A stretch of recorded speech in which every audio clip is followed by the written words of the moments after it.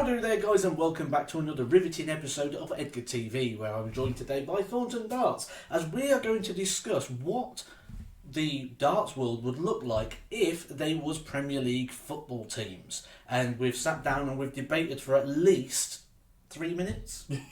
At least 3 minutes on who they're going to be. If you think otherwise, guys, please do let us know in the comments section. We'll both be having a look and checking those out and seeing who you think are which Premier League football team. But now, by the incredible editing skills, what I'm going to do is I'm going to shrink us into this top corner over here, and we're going to work our way through the 20 Premier League football teams and tell you who we think they would belong to and why.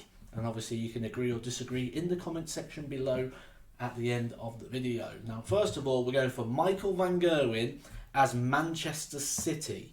Now, the reason I've gone for this one is purely on the basis that Manchester City are the team to beat. They're the big dogs, and it's the same in the darting world. Even when Michael Van Gerwen doesn't win, it's kind of all about Michael Van Gerwen not winning. He's the headline act. That's Manchester City.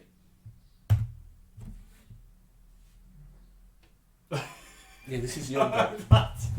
We said we'd do one each, so I've done mine. I forgot about that. Yeah. So you're James Wade and Man Yeah. It's a bit of a tricky one, really. With this, a lot of top teams, we struggled a little bit on this one. I think at the minute, Man United have always been very good at getting the finish. You know, sort of top four. They've been relatively consistent, and Wade's been about for a long time. He's got a good following, and I think recently he's had a bit of a resurgence, and I think that's a bit similar with Manchester United. Really, he's had a good. You can never write them off, can you? No. You can never write Man United off. And that was why we went on that one. The next one was Gerwyn Price going as Liverpool. Now, I can't remember why we did this, so I hope you can. Why did we go Liverpool? Well, obviously we sort of said obviously Price won the World Championships, and then Liverpool won the Champions League beforehand, but however now they weren't really in it really, and I think that was kind of Gerwyn Price not being in the Premier League really. They hit that big peak and then weren't really able to.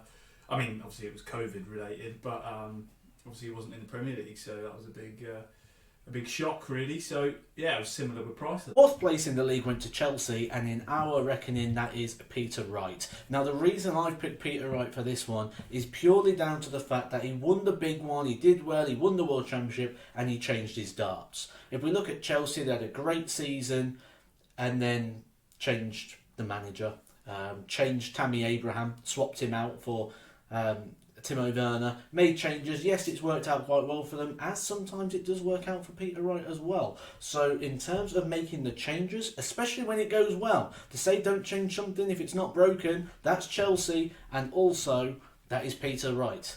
Chelsea for Peter Wright. Yeah, number 5, we were talking about Wolves, and Leicester. Oh, I'm getting confused here. Leicester, we went for Daventry van den Berg.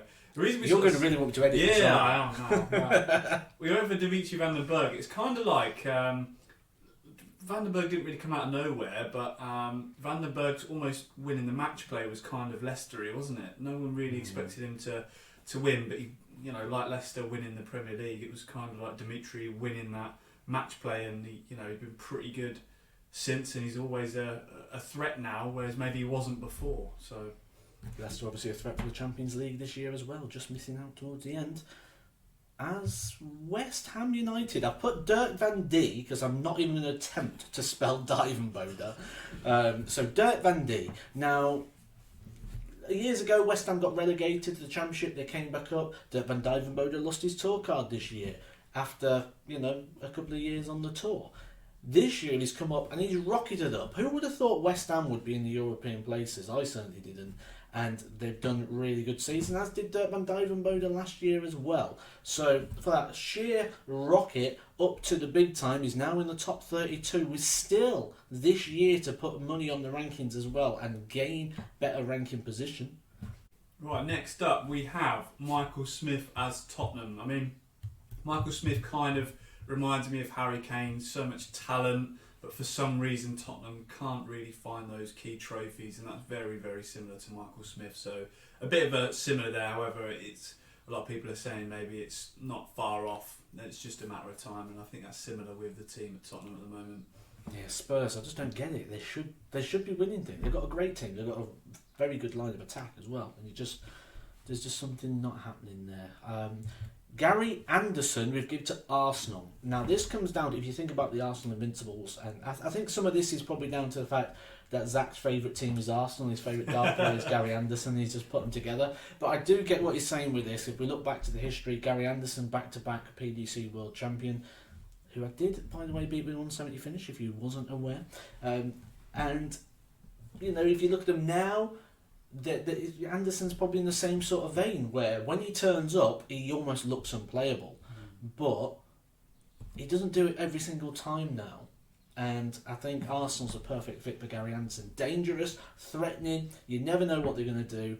And, you know, according to the Super League, they're an elite UK team. And that's what Gary Anderson is an elite dart player with a history of championships, just like Arsenal. And next, very, very relevant, obviously Luke Humphries being a lead supporter, but always threatening, has sort of come up, you know, relatively steadily and made a real impact. Kind of like Luke this season as well, finished strong and, another real threatening team. Same as Luke Humphries, he could, you know, take out the big guns, you can never write him off. He's got the talent there, it's just that progression really.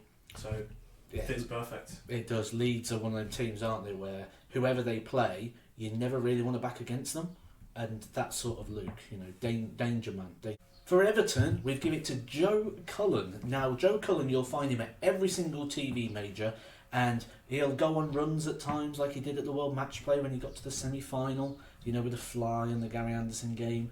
He's always capable, just like a Calvert-Lewin or James Rodriguez. You know, they've got that quality that they can go on these things, but then they're not quite threatening it yet. I mean, recently Joe Cullen definitely has, and that's probably one of the things that you probably look at now and go, no, I think Joe Cullen might be more of a Leicester, but that's debate for the comments section. I'm giving it to Everton for Joe Cullen. This next one, I'm just going to move me over here. Look at that editing. Proper top quality. Because we're covering up Aston Villa, who is going to go to Brendan Dolan. The sort of reason we picked this is because Brendan, a great bit of history, was top flight. I mean, obviously the history maker. History maker.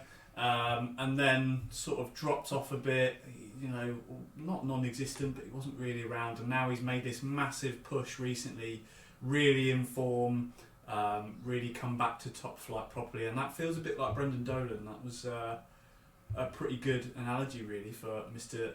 Dolan. So, yeah. And as we all know, Aston Villa flying up the rankings now. Good old Jack Grealish, Ollie Watkins, some proper class in that team now. Obviously Martinez in goal. So yeah, some really good stuff coming there. Villa will be in the top half next year. Someone clip this.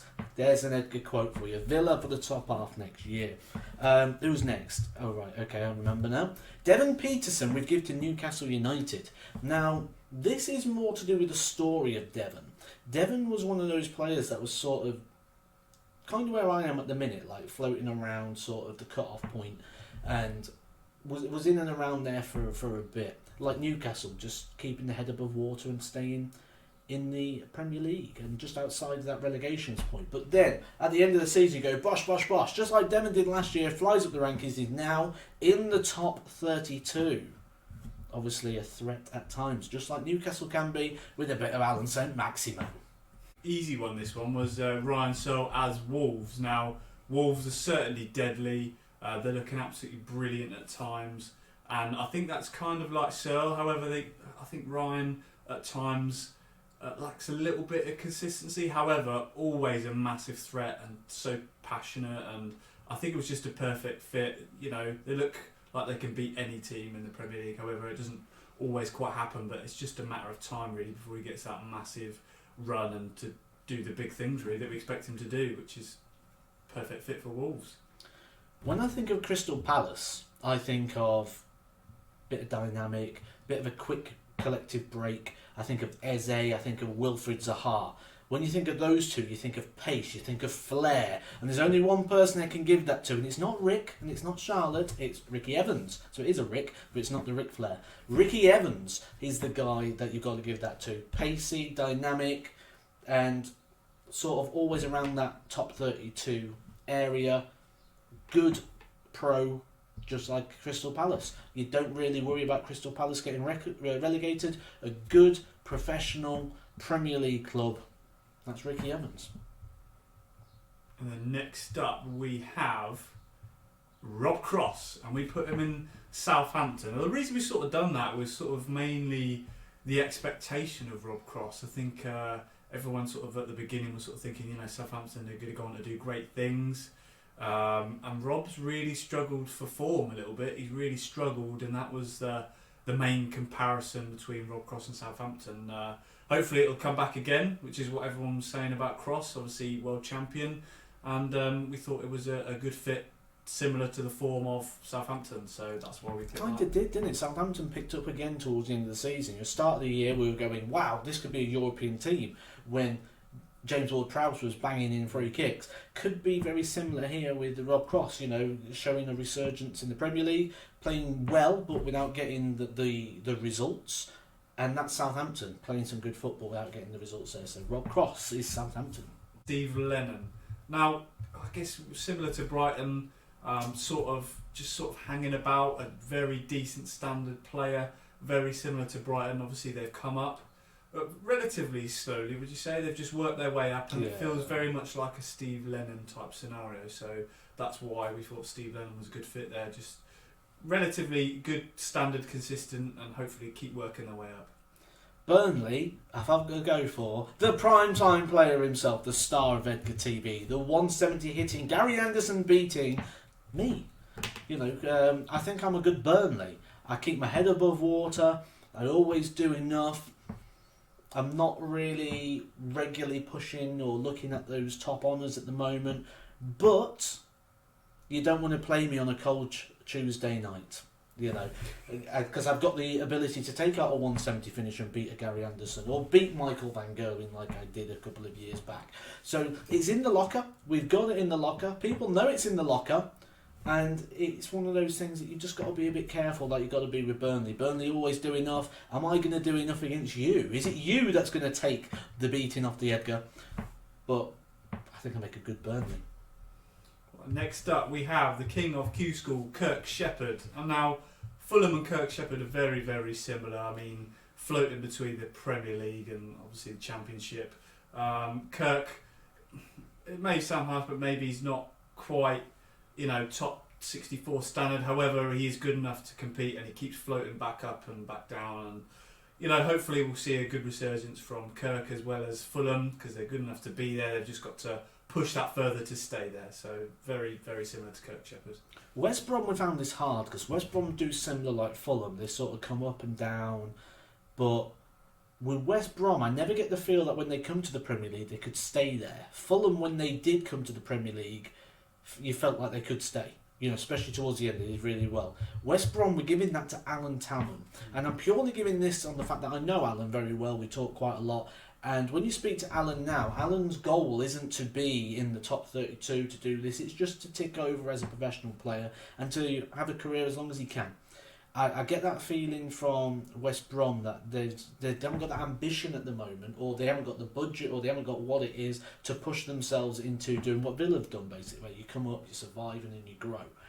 And I don't see that in West Brom, and that's why I've just done the two links on there. Oh, that means you've got the last one. You've got Sheffield United. You get to reveal who's Sheffield United.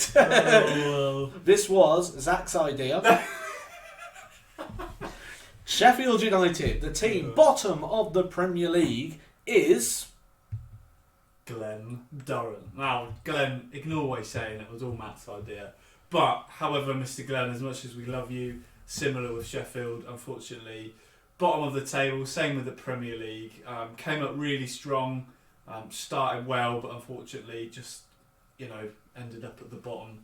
And everyone sort of felt bad, which is kind of like Sheffield, but hopefully we'll see a real strong resurgence from the Duzzer, as with Sheffield. Well, obviously in the Championship. However, hopefully that we'll see them come up.